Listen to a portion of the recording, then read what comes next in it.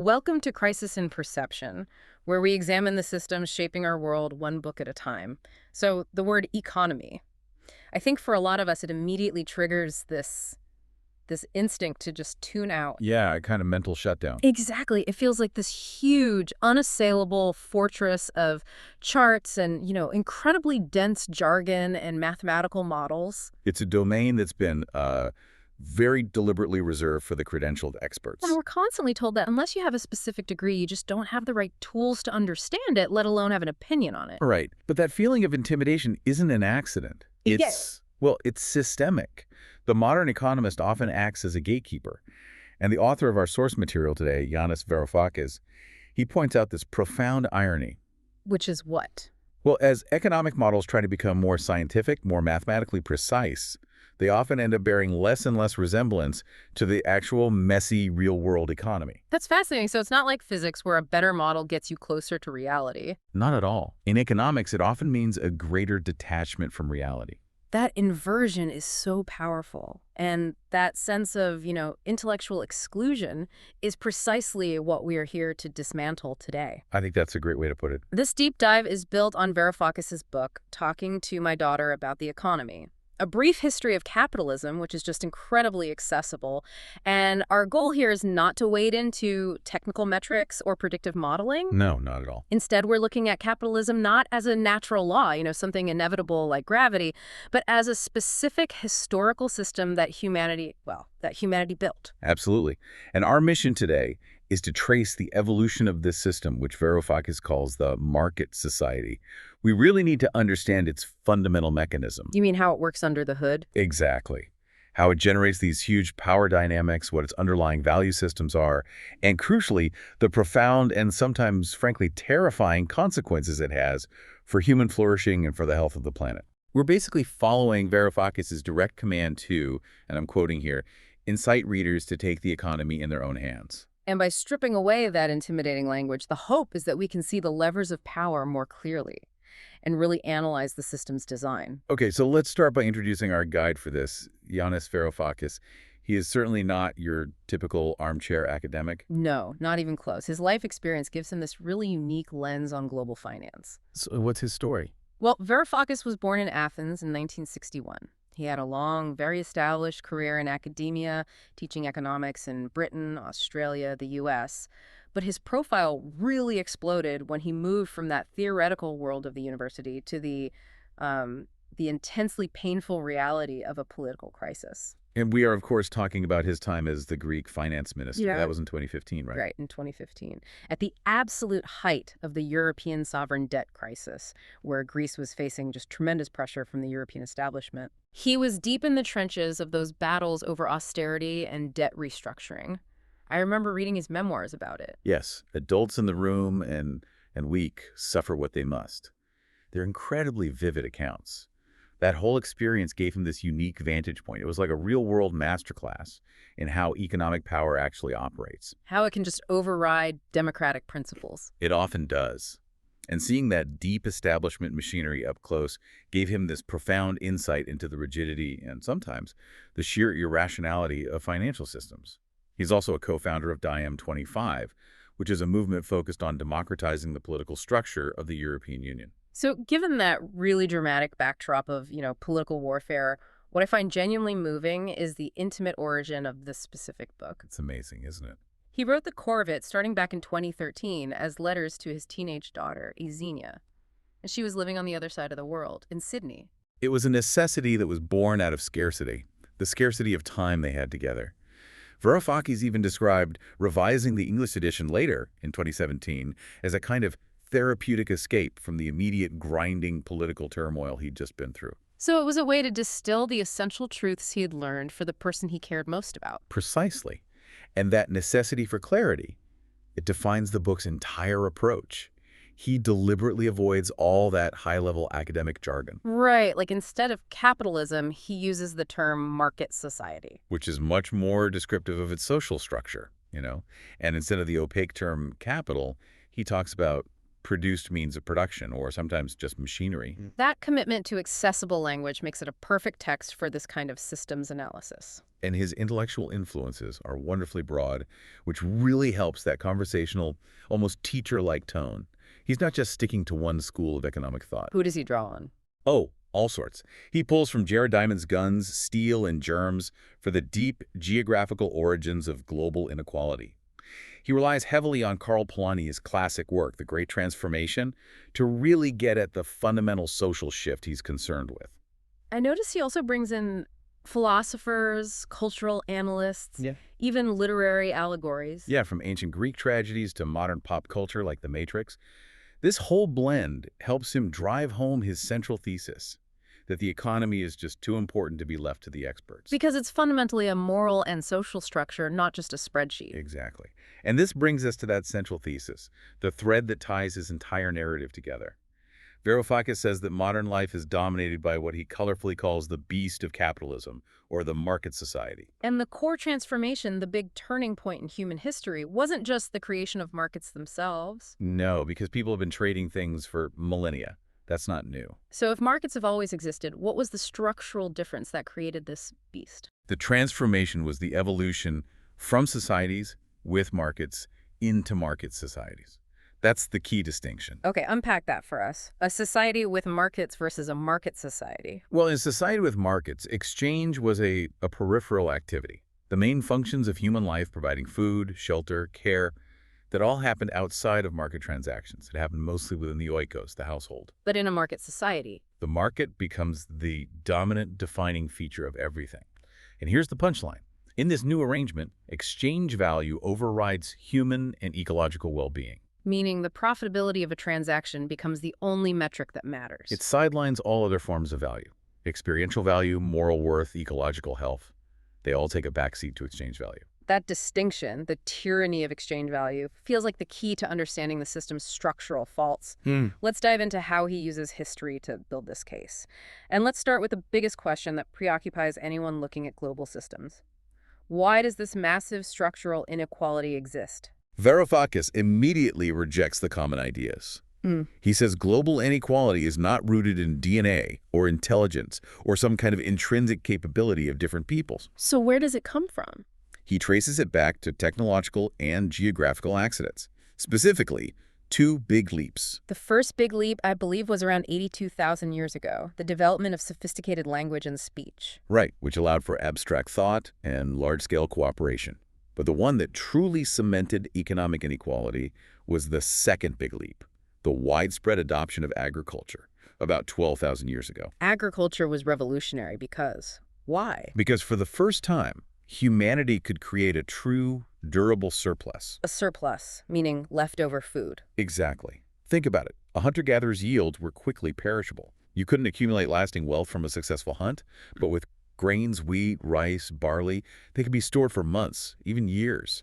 Surplus was the produce left over after feeding the community and setting aside seed for the next season. And this ability to accumulate, to transfer wealth across time, that's the fundamental structural basis of inequality. That's the starting point. But if agriculture created all this extra food, why did it immediately lead to rigid inequality instead of, universal relief and more leisure time for everyone?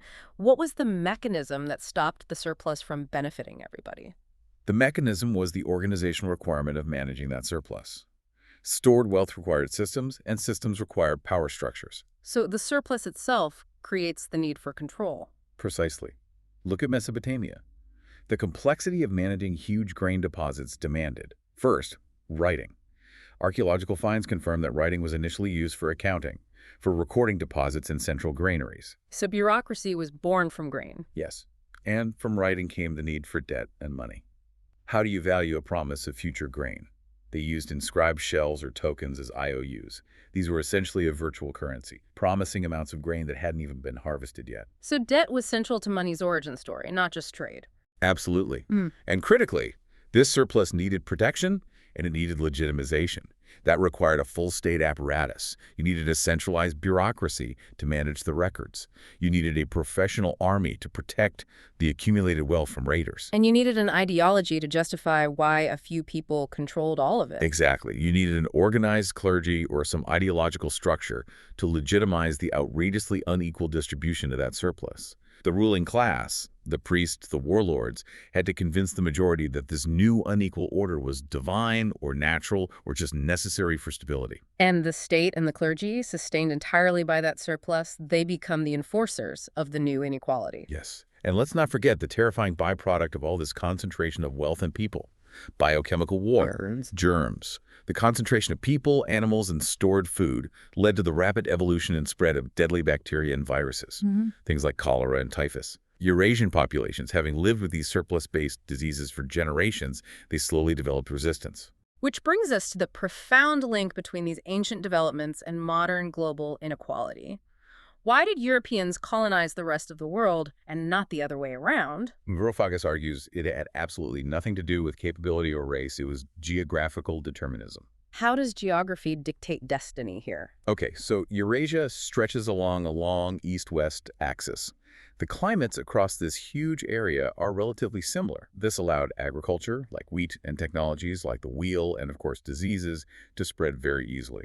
That ease of diffusion allowed states to grow larger, integrate technology, and build these powerful, disease-resistant armies over thousands of years. Meanwhile, a society like Aboriginal Australia, living in relative harmony with nature and having an abundance of food without needing intensive agriculture, they didn't develop the immense stored surpluses needed to fund massive states or armies. They lack the organizational systems that surplus creates. Exactly. Or look at Africa's predominantly north-south axis. That orientation meant that agricultural systems or technologies that worked in one region often failed just a few hundred miles away because of radical climate shifts. That physical constraint inhibited the formation of massive integrated empires. For much of its history, yes, it made them more vulnerable to conquest by the highly integrated, disease-resistant, and metalworking societies of Eurasia. The shape of the continents was decisive.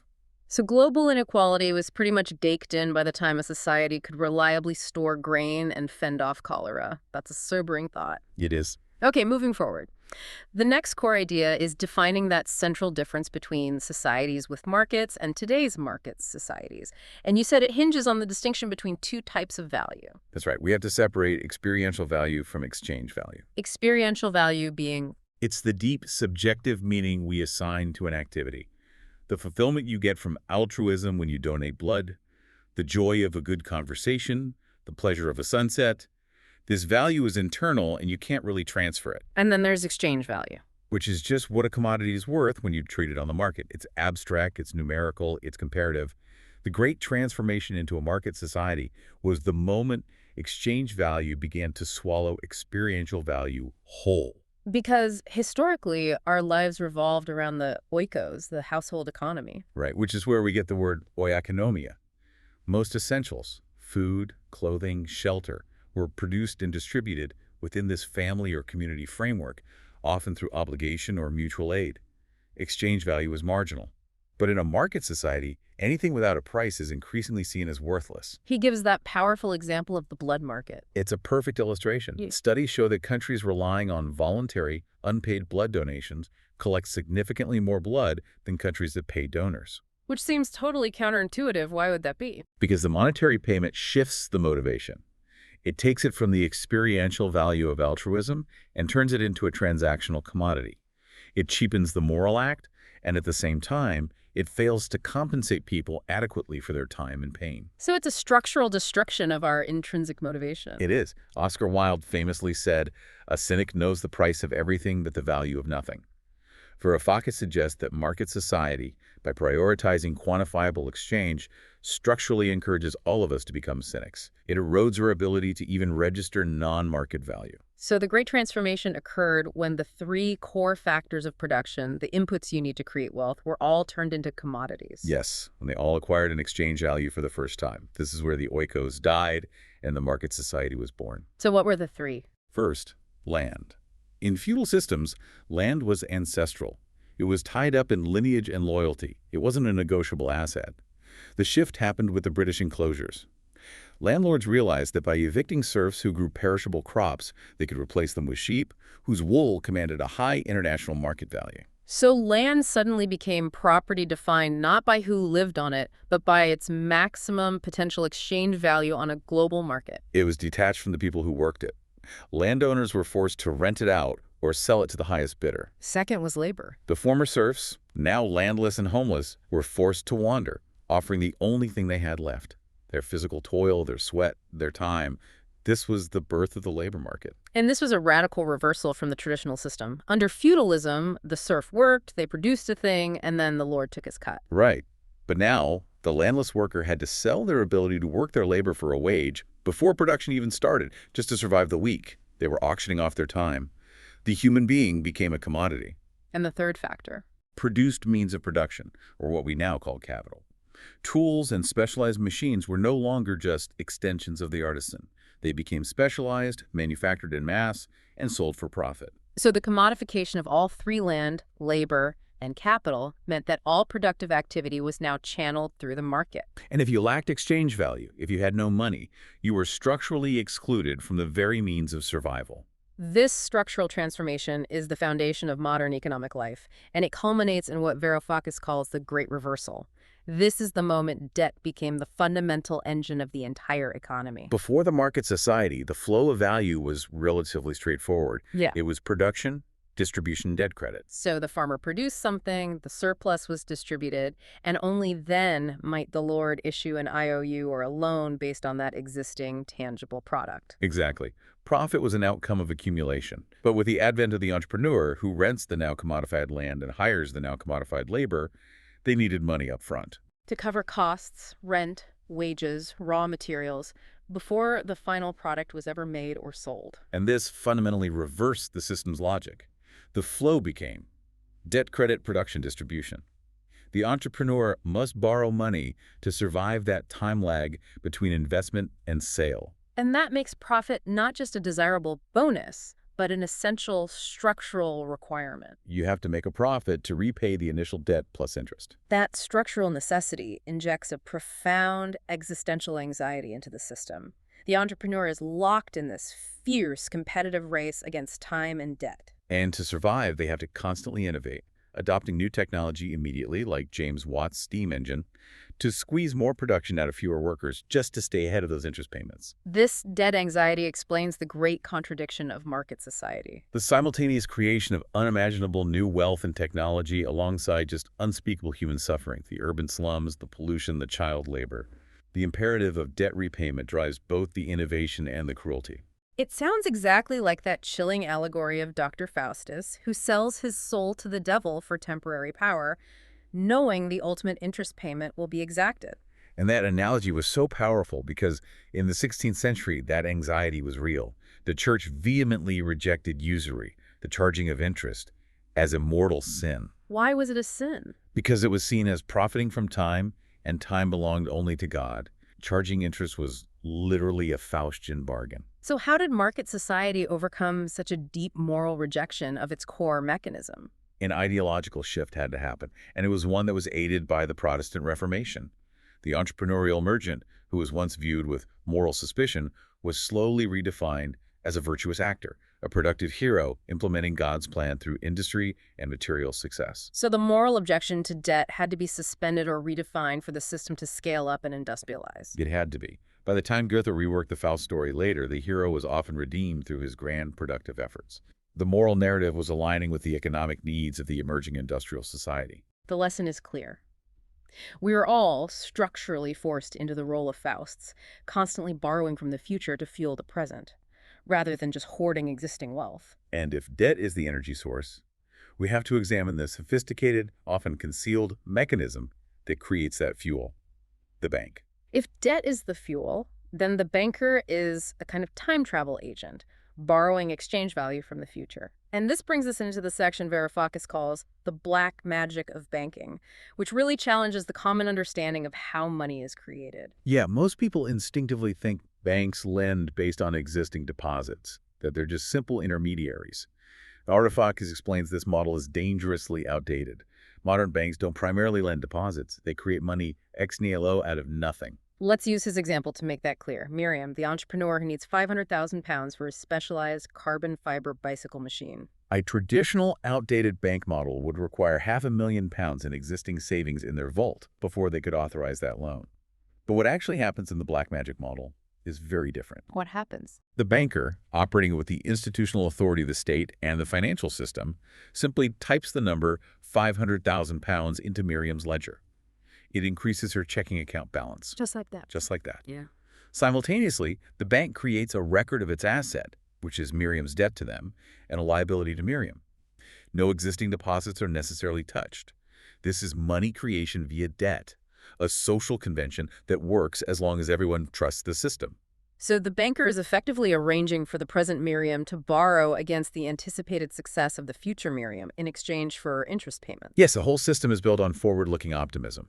But this creation mechanism is profoundly destabilizing. Why? If they're not constrained by existing deposits, what's the incentive for the banker? Relentless lending. Varoufakis notes they're like lab rats pressing a lever for a food pellet. Each loan generates immediate interest income, so they just lend incessantly, creating these vast networks of debt that fuel economic expansion. And this expansive growth becomes fatally unstable when bankers find ways to insulate themselves from the risks inherent in that lending. A mechanism perfected in the decades leading up to 2008. By chopping up high-risk loans and selling packaged pieces derivatives, mortgage-backed securities to investors all over the world. The banker achieved immediate risk transfer. They got their initial loan value back, they made a profit, and the risk of default now lay with some unsuspecting investor, maybe a pension fund on the other side of the planet. And this insulation removed all incentive for caution. Why should a bank care if Miriam's business is shaky if they can just immediately sell her shaky loan package to someone else? Exactly. The black magic of money creation crosses into what he calls arson, because the risk of failure is socialized while the profits are privatized. This hubris leads inevitably to the crash cycle. When the collective optimism fails, the bicycles don't sell, the housing market collapses. Miriam can't repay. The anticipated future value vanishes, and the realization dawns that the debt created out of thin air is revealed to be exactly that, empty air. And that realization triggers bank runs, mass insolvencies, and global economic contraction. So the very same process that created the wealth also generates the financial crises that destroy it. It's a cyclical flaw built right into the operating mechanism of the system. Which brings us to the next critical piece of the systems map. The actor who has to step in to stop the ultimate collapse, who halts this dizzying doom spiral. Only one actor can: the state, through its central bank. So once the economy is in a full meltdown, the central bank, the Federal Reserve, the Bank of England, it has to act as the lender of last resort. It intervenes, conjuring up gargantuan amounts of money from thin air to bail out the failing banks, and, crucially, guarantee public savings to halt the panic and restore confidence. The state rescues the bank, but this dynamic is governed by what Varoufakis calls a toxic relationship between the state and the financial sector. And this is why bankers almost always get away with arson, as he puts it. And the toxicity is driven by institutional incentives. Completely. Politicians rely on large financial contributions from bankers to fund their campaigns and maintain political power. And at the same time, you have the revolving door. Central bank officials and regulators often eye these lucrative, high-paying jobs in the financial sector after they retire from public service. So this structural arrangement ensures bankers operate with a permanent safety net. They have a financial incentive to be reckless, to commit the arson, and a political guarantee that they will be protected by an insurance policy. The instability that requires the bailout is therefore guaranteed by the very political system that performs the bailout. And this leads directly to the ghost in the machine, public debt. This debt is the enduring physical manifestation of this toxic relationship. The wealthy and powerful constantly demand extensive state services: police, infrastructure, courts, a stable social environment, which are all necessary for commerce and profit. But they consistently refuse to pay sufficient taxes to fund those services. So, to cover the gap between necessary public spending and insufficient tax revenue, the state issues government bonds, IOUs that promise repayment plus interest. And who buys these ultra-safe liquid assets? Bankers, investors, the wealthy. So public debt is essential to the functioning of market society. It lubricates the entire financial machine. Because government bonds are considered the most liquid of assets, They can be instantly sold for cash, acting as a crucial safety net for the banks themselves. The great paradox here is that the rich criticize government intervention and public spending as socialism or a brake on development during the good times. But they are simultaneously the primary beneficiaries of the state's role as the guarantor of stability and the absorber of banking losses during a crash. Public debt is the necessary constant response to the tax resistance of the wealthy. It's the shock absorber for the system's inherent instability. Okay, shifting gears a bit. If banking instability is the amplifier, the system's structural Achilles heel lies in what Varoufakis calls the two Oedipal markets, labor and money. These markets suffer from a profound, self-fulfilling prophecy problem that makes them inherently unstable, really because of human psychology. This critique starts by tackling that persistent argument from the unemployment deniers, the people who argue that unemployment is just a function of workers refusing to accept low enough wages. The idea that if one person accepted, say, 50 euros a month, an employer would hire them. Varoufakis shows this is a classic logical error, the fallacy of composition. Meaning, what works for one person doesn't work for the whole system. Exactly. It might be true for one individual, but if everyone lowers their wages across the board, the collective economic outcome is often fewer jobs, not more, and a much deeper crisis. To illustrate this counterintuitive truth, he uses Rousseau's stag hunt allegory. A great one.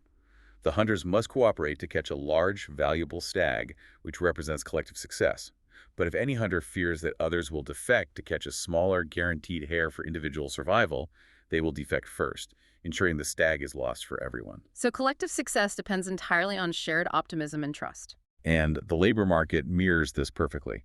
An entrepreneur, let's call her Maria, hires a worker, Wasley, based on her confidence that customers, other workers like Wasley, will have enough income to buy the products he helps manufacture. But if every entrepreneur is pessimistic, fearing low future demand, They won't hire. Incomes stagnate.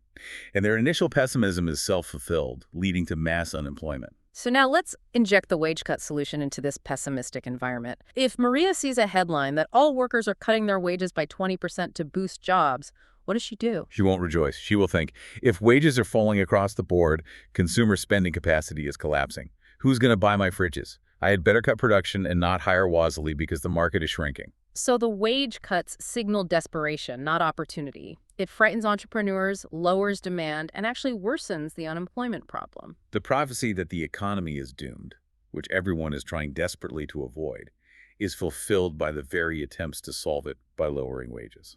And the money market suffers from the identical Oedipal flaw. It does.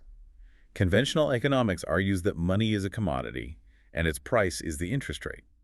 So if the price is lowered by the central bank, easy money borrowing should increase, fueling investment. But in a slump where pessimism is everywhere, the central bank's decision to drastically lower interest rates is often interpreted not as an opportunity. But as an act of desperation, a sign that things are far worse than the public is being told. So if our entrepreneur, Maria, sees the central bank cutting rates to zero, she's more likely to think, they're panicking, this is a catastrophe signal. And her response is not to borrow and invest. It's to hoard her cash, fulfilling the prophecy of economic stagnation, no matter how cheap the money is. The myth of Oedipus Rex is a perfect parallel. The characters, by taking desperate steps to avoid the prophecy, guaranteed its fulfillment. Our human capacity for self-reflection and collective psychological feedback injects this fundamental, self-defeating instability into the core mechanisms of market society. So the only clean escape from the messy psychological instability of these ethical markets, many would argue, is through complete mechanization and automation. You eliminate the unpredictable human element entirely. But Varoufakis uses literature to explore whether technology is a promised liberation or an inevitable trap. And he starts with Mary Shelley's Frankenstein. A perfect metaphor. The novel, written as the Industrial Revolution was accelerating, it perfectly captures the societal anxiety that technology born of human ingenuity would escape our control and become a monster that enslaves or destroys us. And this anxiety is structural. Machines were adopted not because they made life easier for humanity, but because relentless profit competition made them compulsory. If one entrepreneur adopts a machine, every other entrepreneur must immediately follow suit just to survive in the market. This means that any technological advantage is always temporary. As soon as the technology becomes widespread, the advantage is nullified, forcing this relentless, constant cycle of innovation. And we end up with a vast mechanical army of slaves, which should eradicate poverty, but somehow we still feel chained. We feel chained because we're no longer working to satisfy our own basic needs. We're working to maintain the demanding needs of the machines or to pay the debts we incurred to acquire them. It's a mechanized servitude, perpetually running just to keep up with the technology's demands. And this leads to what he calls the Icarus syndrome. Right. Icarus flew too close to the sun, melted his wings, and plunged to Earth. Market society is compelled by its profit motive to adopt technology. That's the flight. But that very technology guarantees its periodic collapse, which is the fall. And the mechanism is deadly simple. Automation proceeds quickly, driving the cost of production for goods down. Competition remains ruthless, ensuring that prices fall even faster than costs. But two fatal flaws emerge. First, more workers are squeezed out by the machines, which depresses collective income. And second, and this is crucial, the machines themselves, the robots, they do not buy the products they help produce. Which creates a structural imbalance. Mass production, depressed consumption. Demand drops dramatically right as supply increases. Eventually, prices plunge below the cost necessary to cover the entrepreneur's debts and maintain profits. The wings melt and the economy crashes. It's a systemic self-destruct mechanism. And what's the immediate consequence of that crash? When the crash hits and profits vanish, the remaining businesses realize that the new, expensive robots are too costly to maintain. And human labor, which is now desperate and cheap due to mass unemployment, makes a sporadic, cynical comeback. The irony is just profound. The Luddites' resistance, slowing the march of machines under private ownership, is achieved sporadically by the market society's own periodic crashes. It's a Sisyphean struggle for the entrepreneur to try and eliminate the human element entirely. And this struggle leads to the ultimate dystopian thought experiment, the Matrix. In the movie, humans are literal batteries, imprisoned in a system of technological servitude, totally unaware of their exploitation because they're immersed in this manufactured reality of pure preference satisfaction. The Matrix is a powerful metaphor for total commodification. It depicts the machine becoming the ultimate force we must bow to, as Marx noted. The system achieves its perfection when humans are completely subservient to the mechanisms of profit. But Varoufakis argues that a truly post-human economy, run entirely by perfect replicants or sophisticated algorithms, is fundamentally impossible in a market society. Why? Because it destroys the secret ingredient necessary for exchange value, the human. If we replace all human components until we are purely rational androids, the very concept of exchange value becomes nonsensical. A world run entirely by sophisticated machines would be like the inside of a clock, a system of interrelating components operating flawlessly. But without self-aware humans with judgment and free will, there is no one there to value the exchange. Exchange value is ironically dependent on that messy, contradictory human element. And so the drive to eliminate human labor while maintaining private ownership of the profits is a self-defeating impulse that just leads to crisis after crisis. That's the core contradiction. So this history and systemic analysis must now be grounded in our present-day realities, beginning with the existential threat of environmental destruction and global inequality. And Varoufakis states clearly, the core issue is the tyranny of exchange value over experiential value. Market society is engineered to treat nature as worthless because natural processes like a growing tree absorbing carbon or clean air have little to zero exchange value. They exist outside the market's calculation. He illustrates this with the fire paradox. A massive forest fire is an experiential tragedy. But economically, it registers as a boon because it creates exchange value kerosene sales, wages for rebuilding homes, profits for power companies. Since the standing tree had zero exchange value, no economic value is lost when it burns. Market activity is simply stimulated. It's a terrifying logic. And the second paradox is the trout paradox, the classic tragedy of the commons. If a river is full of trout, every individual entrepreneurial fisherman is driven solely by the short-term profit motive. They calculate that if they reduce their haul to ensure sustainability, their competitor will simply take the difference, maximizing the competitor's profit. And driven by this ruthless competitive logic, every fisherman fishes relentlessly until the trout stocks are wiped out forever. This is the orchestrated stupidity of market logic, where individual rationality leads to collective, catastrophic foolishness. Varoufakis reminds us that the ancient Greek word for privateer, or someone who only minds their own business, was idiotus. That word became our English word idiot. So market logic, by prioritizing individual profit above all, makes us collectively foolish enough to destroy the foundational resources we all depend on. Turning now to financial crises, we have to confront the dangerous illusion of apolitical money. The concept that money can be neutral or non-political is one of the market society's most potent myths. To dismantle this, Varoufakis uses the POW camp economy analogy. In the camp, identical Red Cross parcels led to cigarettes spontaneously emerging as the camp currency. The supply of cigarettes was controlled impartially by the Red Cross, who were entirely unaware they were performing monetary policy. So in that specific weird case, the currency was genuinely apolitical. It was. But in the real world, money is fundamentally political. From the inscribed shells of Mesopotamia onward, money was created not just to facilitate exchange, but specifically to record debt and collect taxes to fund the state apparatus. That institutional link is inherently political and tied to power. So when central banks are given formal independence from elected politicians, the money supply isn't depoliticized. No, it's just made less accountable to the public. Yeah. Monetary decisions remain deeply political, but they are now effectively reserved for the powerful, unelected few, the oligarchy and the bankers. And this analysis provides the context for his critique of decentralized digital currencies, like Bitcoin. He recognizes their anti-authoritarian appeal. But he highlights their design flaws. The flaw lies in Bitcoin's fixed, algorithmically controlled supply, which mirrors the inflexibility of the gold standard before 1930. A fixed money supply creates structural instability in a growing market society. It leads to broad price deflation as production increases. People hoard money, anticipating lower prices tomorrow, which kills demand today. More critically, a fixed supply makes recovery from a crash impossible. When the inevitable crash hits, vast amounts of debt money vanish. To prevent a depression, the authorities must be able to increase the money supply to reflate the economy. But since Bitcoin's supply is fixed by an algorithm and outside the grasp of any authority, it eliminates the necessary political tool monetary policy required to stabilize the system. So Varoufakis concludes that monetary decisions are inescapably political. They're tied to debt management and taxation. The real question is not about impartiality, but about whether the resulting decisions serve the interests of the many or the few. This analysis of systemic mechanisms inevitably leads us to the broader theme of how power systems maintain themselves through ideology, how they make themselves feel natural. As we established, when the traditional religious narrative waned, the new ruling class needed a new secular religion to maintain control and legitimize unequal distribution.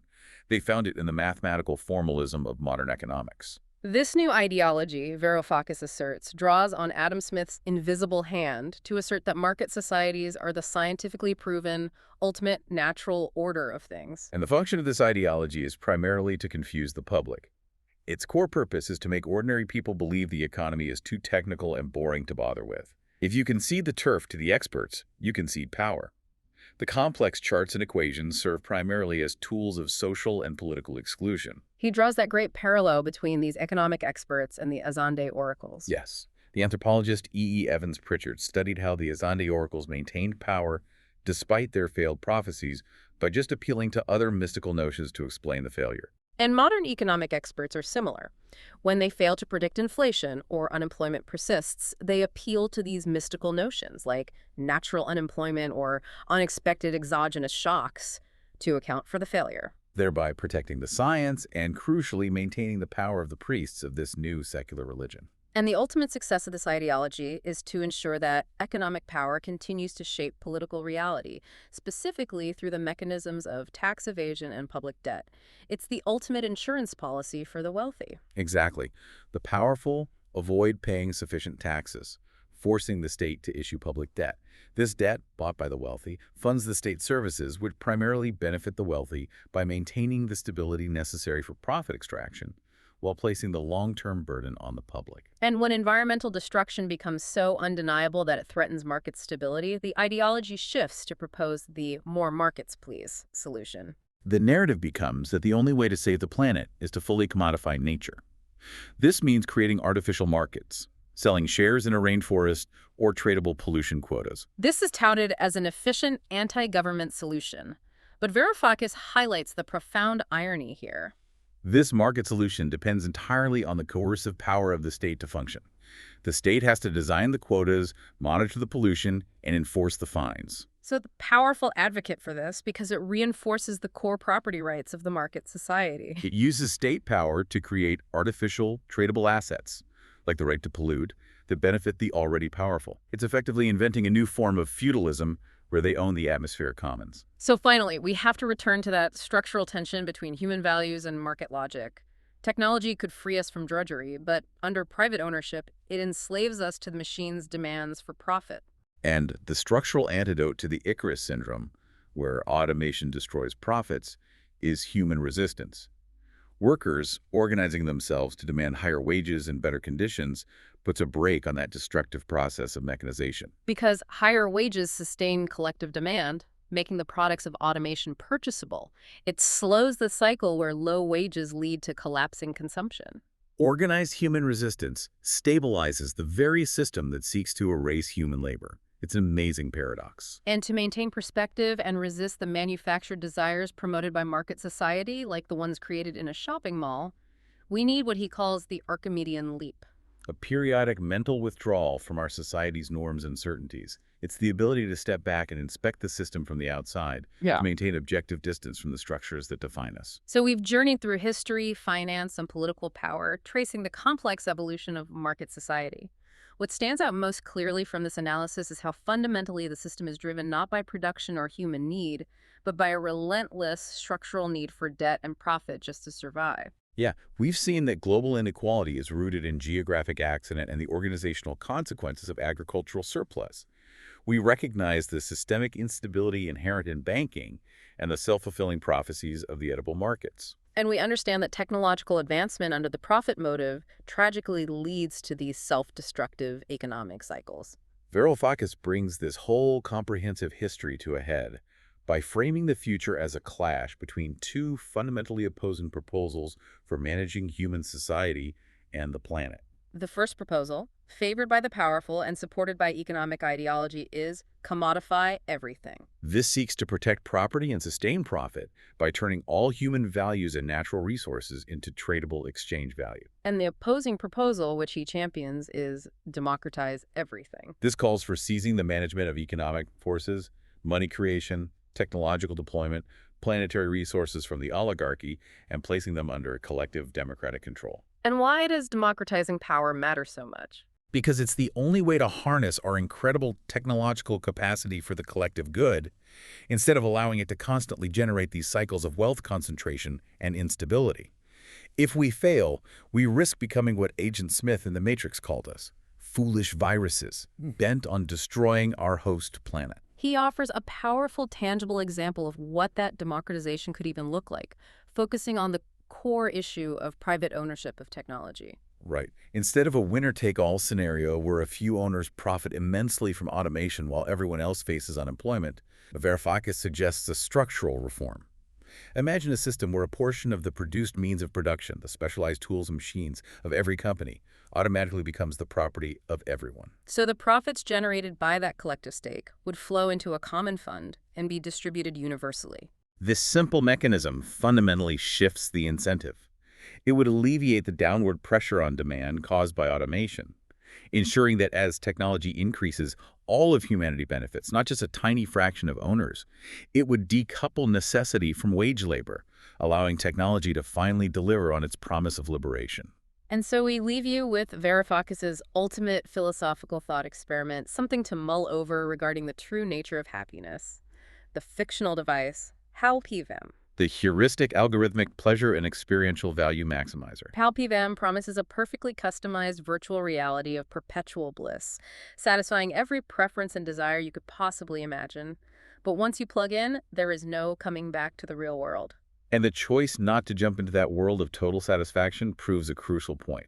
Authentic human happiness, or eudaimonia, which means flourishing, requires conflict, growth, challenge, and the liberty to be dissatisfied. Market society's relentless mechanical mission is the maximization of preference satisfaction. And Varoufakis argues that this goal is not only incompetently achieved by the market's instability, but it is a goal we should fundamentally reject. The preservation of our free spirit requires that critical perspective, the Archimedean leap. and the constant, necessary liberty to question our own motives and desires. Something no algorithm can ever provide. Hmm. That was Yanis Varoufakis talking to my daughter about the economy. A Brief History of Capitalism. We highly encourage you to read the book, support the author, or borrow it from your local library. For a shorter visual overview of this topic, see the mini explainer linked in the description. If you enjoy systems-level analysis like this, please like, subscribe, and comment with books or topics you'd like us to explore next.